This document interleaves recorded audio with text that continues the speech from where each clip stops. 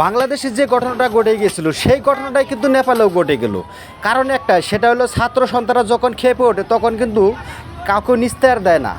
যেমনটা বাংলাদেশে হয়েছিল ঠিক তেমনটাই নেপালেও হয়েছে।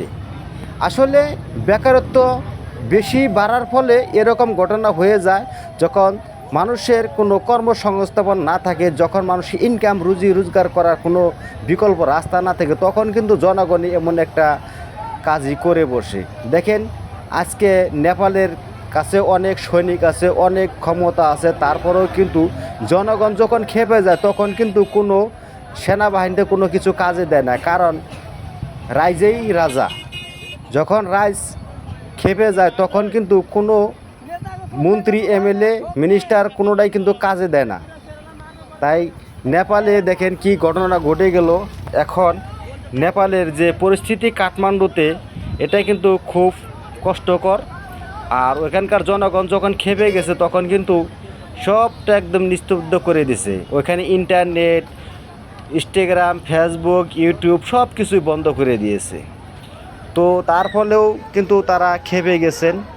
আর নেপালের কাঠমান্ডুর যে পরিস্থিতিটা এখন অনেকটাই ভয়ঙ্কর, খারাপের দিকে যাচ্ছে। আর এখন কিন্তু ঠিক শেখ হাসিনার মতনই নেপালের যে প্রধানমন্ত্রী, সে কিন্তু দেশ ছেড়ে পালিয়ে গেছে। ওইখানে যারা মন্ত্রী মিনিস্টাররা ছিল সবাই কিন্তু পালিয়ে গেছে। আসলে কথা হচ্ছে, যখন ছাত্র সন্তানরা জেগে ওঠে তখন কিন্তু আর কোনো মন্ত্রী, এমএলএ কোনোটাই কাজে দেয় না। তেমনটাই নেপালেও হয়েছে বাংলাদেশের মতো। এখন দেখা যাবে পরবর্তীতে বাংলাদেশের যেরকম অন্য সরকার এটা বসে গেছেন, ঠিক ওই মতোই হয়তোবা নেপালও এরকম কিছু একটা হতে যাচ্ছে। তো আসলেই দৃশ্যটা অনেকটাই কষ্টকর, কারণ ওইখানকার জনতার অনেকটাই ক্ষোভ ছিল। তাদের রোজগার নাই, তাদের কর্মসংস্থাপন নাই, যার জন্যেই জনগণ খেপে আজকে ওই দেশের পরিস্থিতিটা এমনভাবে চলে গেছে।